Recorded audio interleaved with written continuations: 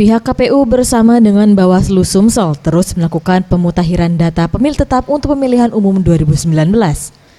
Dari hasil pemutakhiran, ditemukan lebih dari 46.000 data pemilih ganda masuk ke dalam DPT. Kasus pemilih ganda yang kerap ditemukan adalah kesamaan nama maupun nomor induk kependudukan. Setelah dilakukan perbaikan, jumlah DPT Sumsel saat ini sebesar 5.773.392 jiwa.